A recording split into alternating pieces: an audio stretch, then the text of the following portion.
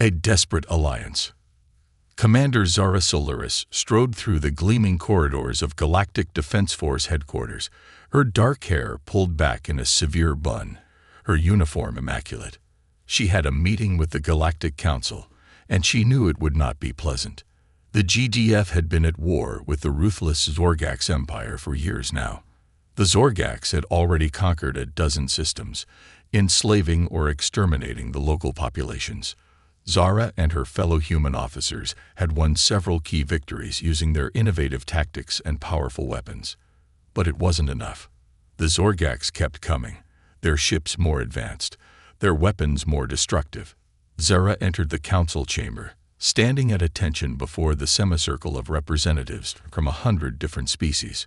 "Commander Solaris," said Councillor Zovax, his scaled features unreadable. "You have news from the front." Zara nodded. "I'm afraid so, Counselor. The Zorgax have taken the Helios system. Our forces fought bravely, but we were outmatched. We lost 3 battleships, along with all hands." She paused, letting the weight of that loss sink in. "At this rate, the Zorgax will be at the gates of the galactic capital within a year." The chamber erupted in a cacophony of raised voices and arguments in 100 different languages. Zara waited for the furor to die down before she spoke again. "We need allies," she said simply. "The GDF cannot stop the Zorgax alone. We need the help of the Quill." Another round of arguments broke out, even louder than before. The Quill were an avian species, one of the oldest and most advanced in the galaxy. They had technology that put the GDF's best ships and weapons to shame. But they were also strictly isolationist, refusing to involve themselves in the wars and politics of other species. "The Quill have made it clear they want no part in this war," said Councillor Zovax. "They will not risk their own people for our sakes." "Then we must convince them," Zora said. "I volunteer to go to the Quill homeworld and negotiate an alliance. If we can bring them into the war on our side, we might still have a chance." The debate raged on for hours, but in the end, the council agreed. Zara would go to the Quill to beg for their help against the Zorgax threat. A week later, Zara's shuttle landed on the lush, tropical surface of the Quill homeworld. She was greeted by a delegation of tall, slender beings with feathered crests and piercing golden eyes. "Welcome to Quillmar, Commander Solaris," said the leader of the delegation, introducing himself as Minister Kizek. "We have heard of your request for an alliance, but I must tell you, our people have no interest in joining your war." "Minister, I understand your reluctance," Zara said as they walked through the soaring, open-air corridors of the Quill government complex. "But the Zorgax are not just a threat to the GDF. They are a threat to every free species in the galaxy. If they are not stopped, they will conquer us all, one by one." Kizak ruffled his feathers, his expression skeptical. "The Quill have endured for millennia by staying out of the conflicts of others. We have no guarantee that joining your war would change its outcome, and much to lose if we try." Zara spent days meeting with the Quill leadership, laying out the dire situation facing the galaxy, sharing reports of Zorgax atrocities and projections of their unstoppable advance. But the Quill would not be swayed. "I am sorry, Commander," Kizak said at last.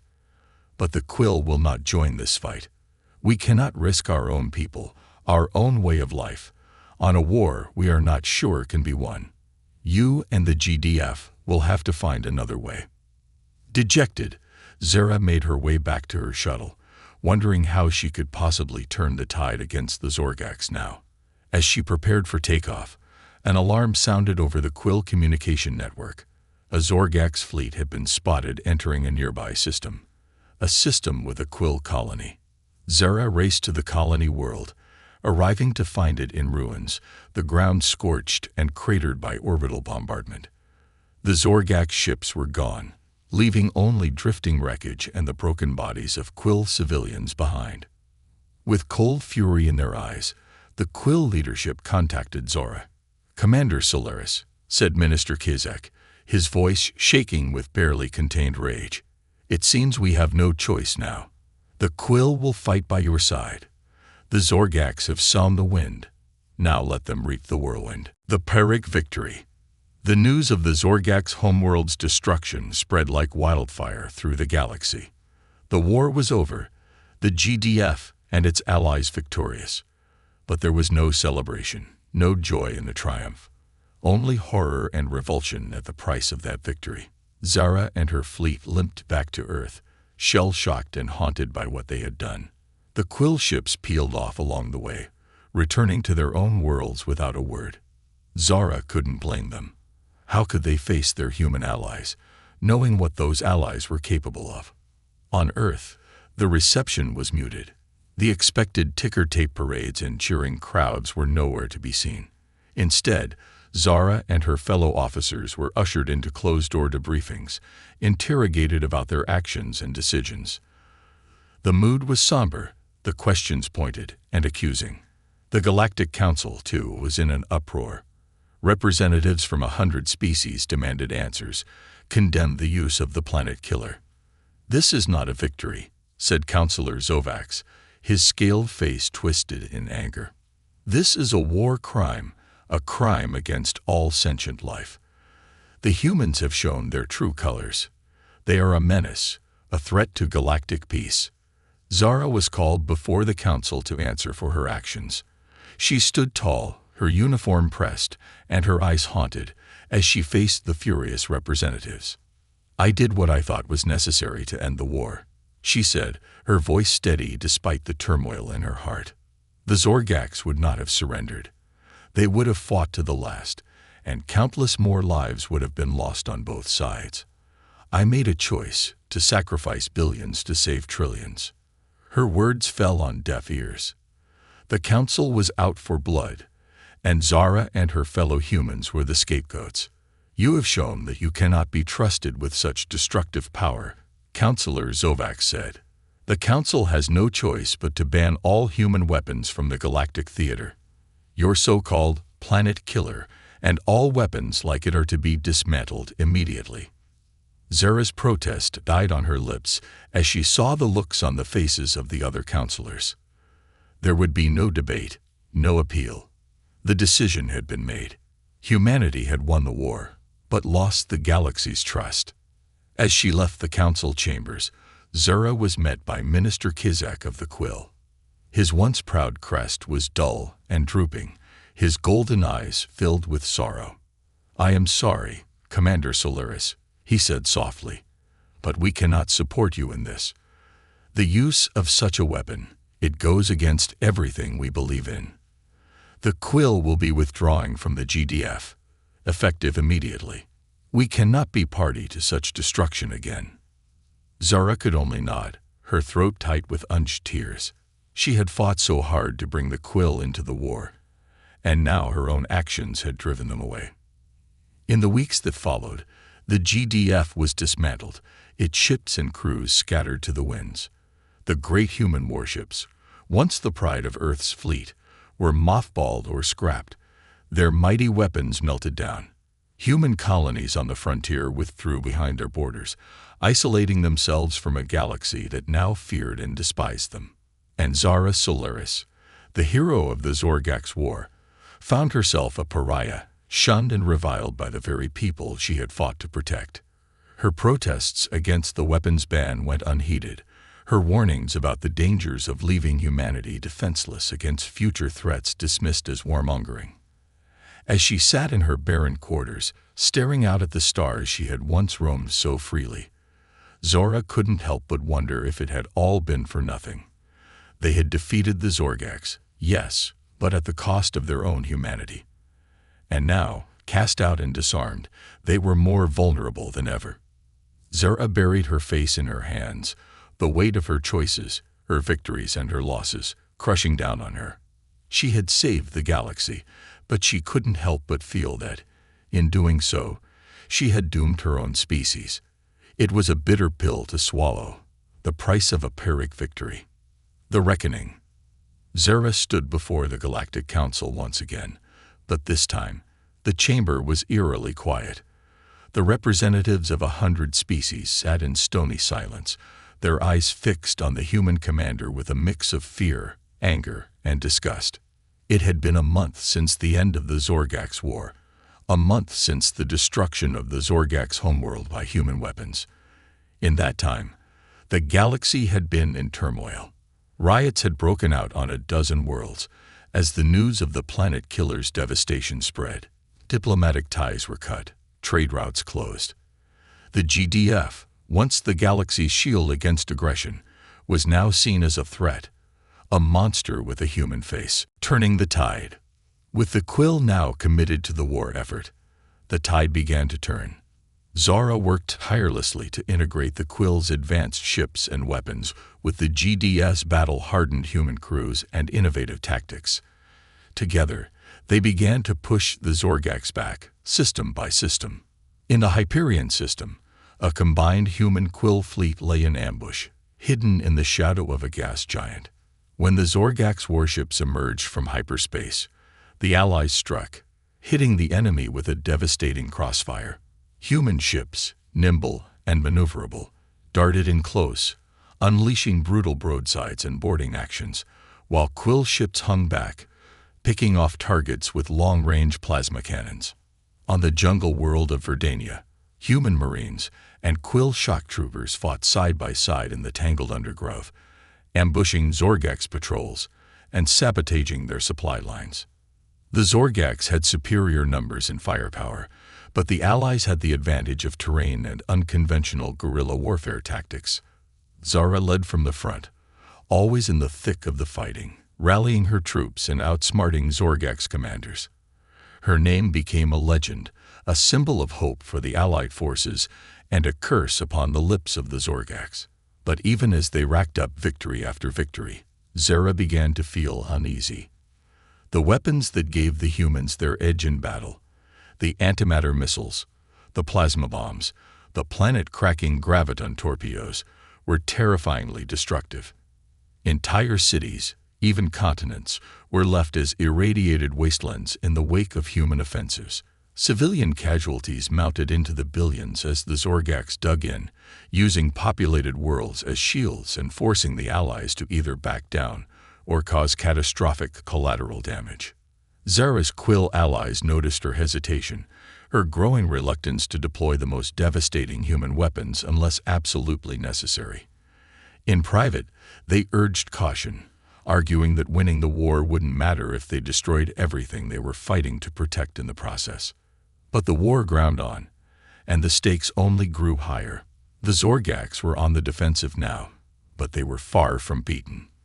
They began to resort to increasingly desperate and brutal tactics, using suicide ships packed with captive civilians, unleashing bioweapons on worlds before withdrawing, leaving the Allies to deal with the pandemic aftermath.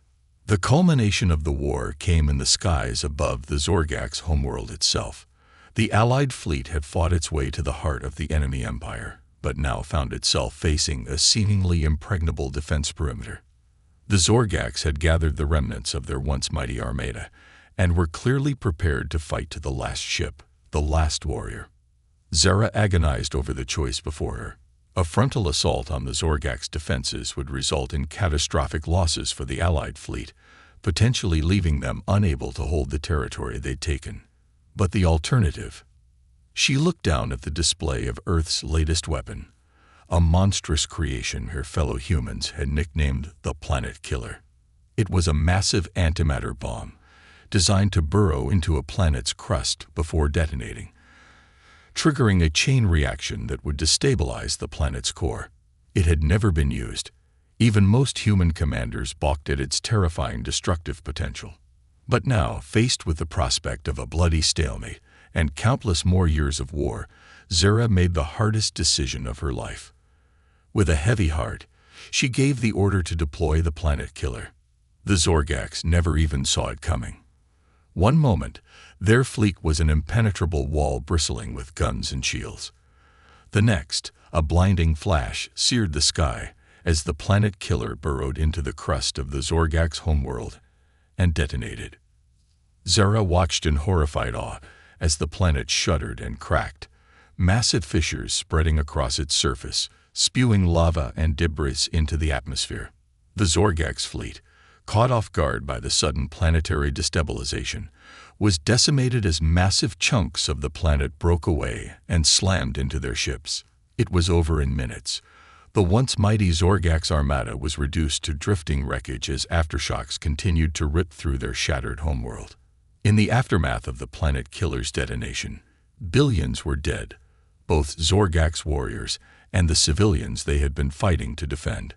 Aboard her flagship, Zura slumped in her command chair, physically and emotionally numb.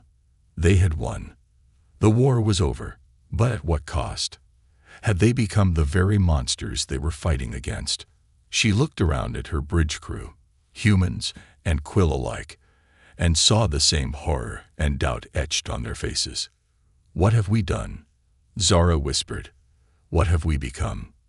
There was no answer, only the deafening silence of a shattered world and a hollow victory. "Commander Solaris," Counselor Zovax began, his voice dripping with contempt. "The Council has convened to address the consequences of humanity's actions in the Zorgax War. The use of the weapon known as the Planet Killer constitutes a war crime of the highest order. It is the decision of this Council that all human weapons of mass destruction are to be immediately banned from the Galactic Theater." Zara stepped forward, her heart pounding but her voice steady. "Counselors, I understand your anger and your fear. What happened to the Zorgax homeworld was a tragedy, one that will haunt me for the rest of my days. But you must understand, we were fighting for our very survival. The Zorgax would not have stopped until every last human, every last free species in the galaxy, was either dead or enslaved. And so you resort to genocide." Another counselor, a crystalline being from a world of living diamonds, interjected. "You doom billions to save trillions. This is the logic of a madman, Commander." Zara shook her head. "It is the logic of a soldier, Counselor, one who has seen the face of true evil and knows that sometimes terrible choices must be made to prevent even greater horrors.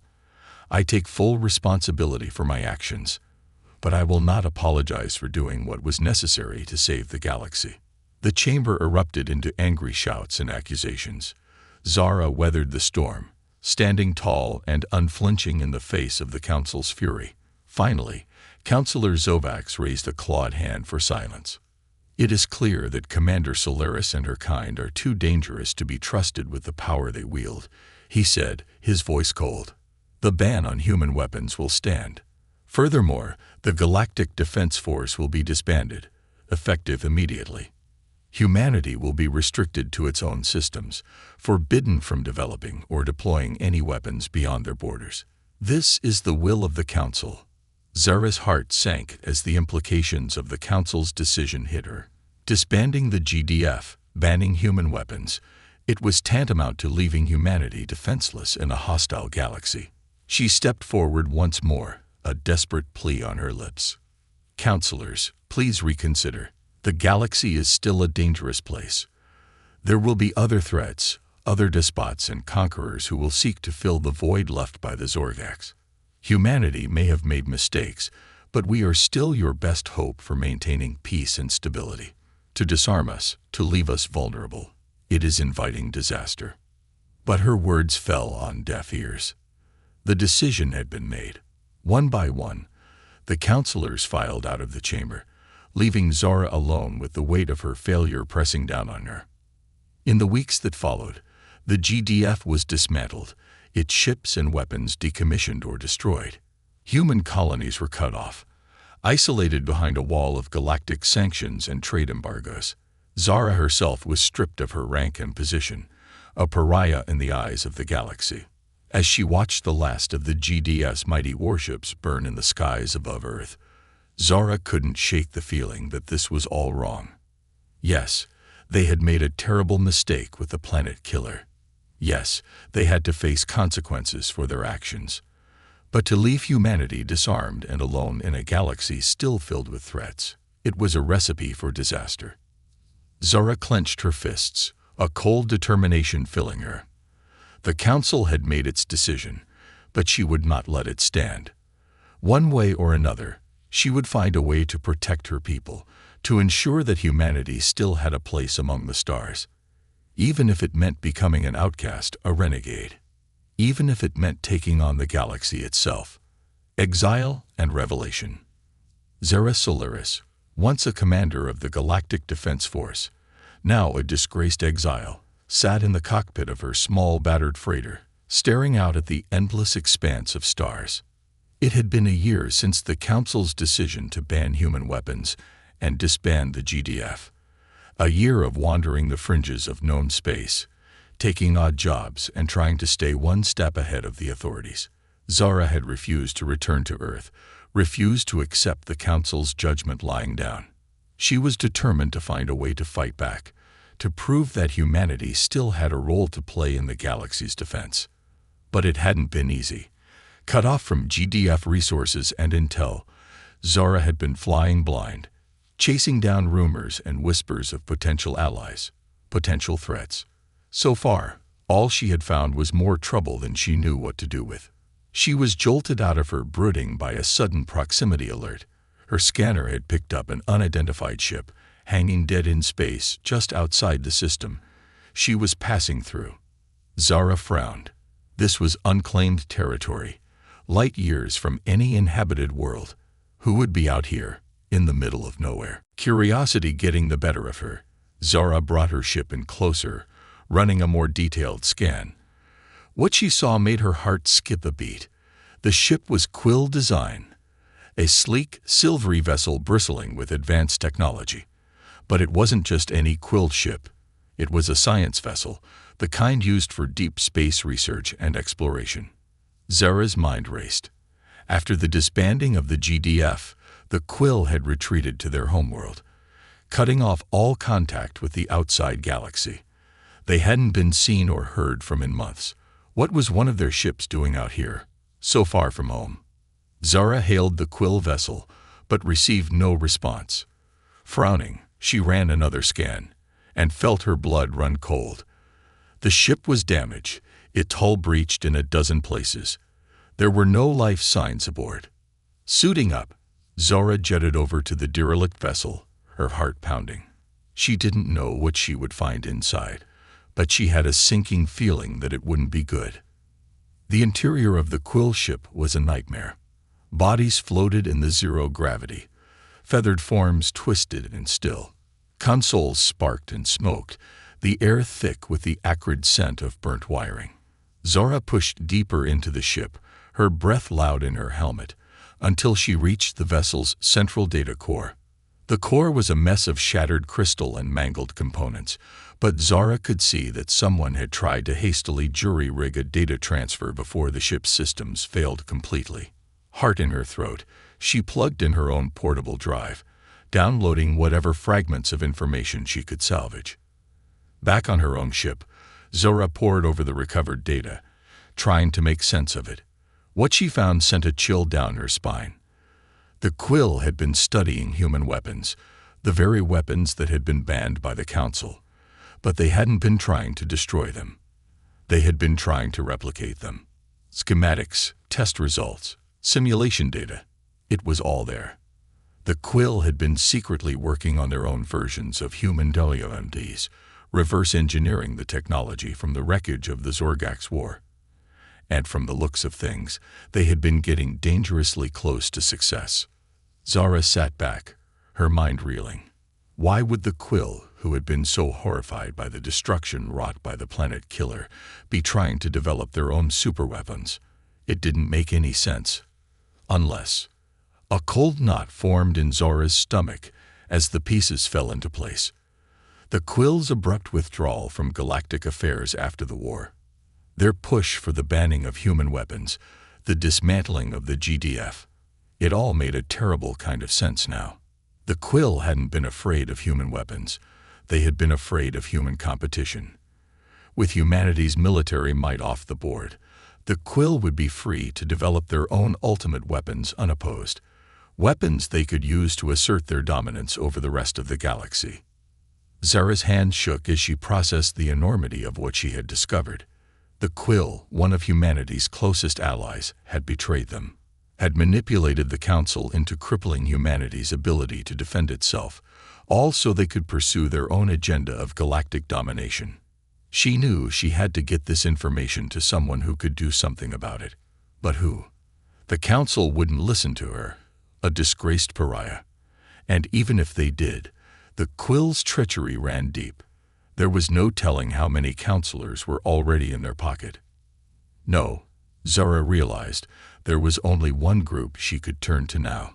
Only one group with the strength and the resolve to stand against this new threat, even in humanity's weakened state. She had to go home. She had to go back to Earth. Confrontation and compromise. Zara Solaris stood before the United Earth Congress, the governing body of the human homeworld. The Grand Assembly Hall was packed to the rafters, representatives from every nation, and colony world jostling for space in the galley. At the center of the hall, the Congress leadership sat in stoic silence, their eyes fixed on Zara as she recounted her discovery of the Quill's betrayal. The evidence she had recovered from the derelict science vessel played out on the giant screens behind her. Schematics of reverse-engineered human weapons, test data on Quill prototypes, communiques detailing the manipulation of the Galactic Council. When she finished, the hall erupted into an uproar. Shouts of anger and disbelief filled the air, representatives surging to their feet in a clamor of outrage. Zara could see the old fire rekindling in their eyes, the defiant spirit that had carried humanity through the Zorgax War and beyond. "This is an act of war," one representative bellowed, his fist pounding the air. "The Quill have betrayed us, manipulated us. We must strike back before they can use our own weapons against us." Others took up the cry, calling for an immediate military response, a show of force to put the Quill back in their place. But Zara raised her hands, calling for calm. "Representatives, please," she shouted over the din. "I understand your anger, your desire for retribution. But we must tread carefully. The Quill's actions, while treacherous, were born out of fear of our strength, our potential to dominate the galaxy. If we lash out now, with violence and aggression, we will only confirm their worst fears about us." The hall fell silent, representatives exchanging uneasy glances. Zara pressed on, her voice steady. "We have an opportunity here to show the galaxy that we are more than just warriors and weapons, that we can face betrayal with wisdom, aggression with diplomacy. I propose that we take this evidence to the Galactic Council, expose the Quill's duplicity in an open forum, and then offer them a chance to make things right." The representatives murmured among themselves, some nodding in agreement, others shaking their heads in skepticism. Finally, the Speaker of the Congress stood, her aged face lined with weariness and determination. "Commander Solaris," she said, her voice carrying across the hall, "you have brought us grave news and a difficult choice, but your record of service and sacrifice for our people is beyond question. If you believe this is the best course of action, then the Congress will stand behind you." Zara bowed her head, relief and gratitude washing over her. "Thank you, Madam Speaker. I will not let you down." A week later, Zara stood before the Galactic Council once again, this time with the full weight of the United Earth Congress behind her. The councilors shifted uneasily in their seats as she laid out the evidence of the Quill's betrayal, their faces flickering from shock to outrage to uneasy guilt. In the center of the council chamber, the Quill delegation sat in stunned silence, their feathered crests drooping in shame. As Zara finished her presentation, the head of the Quill delegation, Minister Kazak, rose to his feet. "Commander Solaris," he said, his voice heavy with regret, "on behalf of the Quill people, I offer our deepest apologies for the actions of our government. We were wrong to act out of fear, to seek dominion instead of cooperation. We can only beg for your forgiveness and for the chance to make amends." Zara nodded, her heart lightening for the first time in what felt like years. "Minister Kizak, the human people are willing to forgive, but we cannot forget. The trust between our peoples has been broken. It will take time and effort to rebuild what was lost." She turned to face the council, her voice ringing out clear and strong. "Counselors, I come before you not to demand retribution, but to offer a path forward. The ban on human weapons has left us vulnerable, while the Quill's actions have shown that no single species can be trusted with ultimate power. I propose a compromise." The council chamber fell silent, every eye fixed on Zara as she spoke. "Lift the ban on human weapons. Allow us to take our place once again as the defenders of galactic peace. But with a condition, that all advanced weapons technology, human and Quill alike, be placed under the control of a new impartial body. A Galactic Defense Council with representation from all member species. Together, we can ensure that no one people has the power to dominate or destroy. Together, we can build a future of cooperation and mutual trust." For a long moment, the chamber was silent. Then, slowly at first, but with growing momentum, the counselors began to nod, to murmur their assent. Zara felt a wave of relief wash over her. It had worked. Against all odds, diplomacy had prevailed over aggression. Humanity had proven itself to be more than just a species of warriors. In the weeks and months that followed, a new era dawned for the galaxy. The Galactic Defense Council was established, with Zara Solaris as one of its first members. Human weapons were reintegrated into the galactic arsenal, but under strict oversight and control. And the Quill, chastened by their brush with disaster, became one of humanity's staunchest allies in the pursuit of lasting peace. There would be challenges ahead, Zara knew. Old fears and resentments could not be erased overnight, but for the first time in a long while, she allowed herself to feel a flicker of hope.